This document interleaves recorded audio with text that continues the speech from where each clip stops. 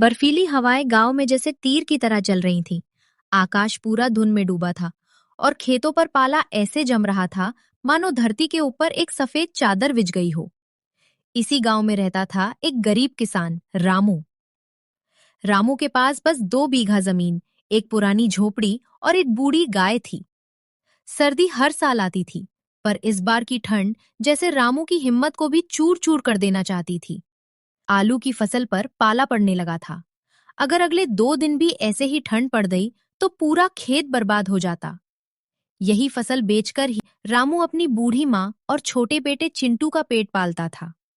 रात को जब हवा जोर से चली, रामू ने देखा उसकी झोपड़ी की छत से ठंडी हवा अंदर आ रही है। माँ खांस रही थी और चिंटू ठंड से कांप रहा था। रामू का दिल टूट गया। उसने अपने गले का पुराना गमछा उतारकर चिंटू को ओढ़ा दिया और खुद ठंडी हवा में खेत की ओर निकल पड़ा।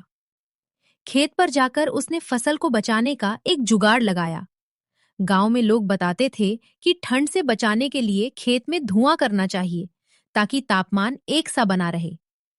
रामू ने सूखे पत्ते, लकड़ियां और गोबर के उपले इकट्ठा किए और खेत के चारों कोनों में छोटे छोटे ढेर बनाकर आग जलाई। धीरे धीरे पूरा खेत धुएं की हल्की परत से भर गया। रामू खुद भले ठंड में खड़ा कांपता रहा, पर उसकी आंखें सिर्फ फसल पर थीं। रात भर जागते जागते उसकी आंखें लाल हो गईं। हाथ सुन, होठ फट गए, पर वो डटा रहा। सुबह गांव का पटवारी आया और बोला, रामू, तेरी फसल ही तो इस गांव में सबसे ठीक बची है। बाकी सबका आधा अधूरा खराब हो गया है। तूने रात में बहुत समझदारी दिखाई है। रामू ने थकी मुस्कान से आसमान की ओर देखा। उसके माथे पर जरूर पाला पड़ा था, पर उसके हौसले पर नहीं। जब वो घर लौटा तो माँ ने कहा, बेटा, तू ठंड से लड़ आया, गांव तुझे याद रखेगा। चिंटू ने अपनी नन्ही बाहों में उसे पकड़ लिया और बोला, बाबू, तुम सबसे बड़े हीरो हो। कुछ दिनों बाद रामू की फसल अच्छे दाम में बिकी।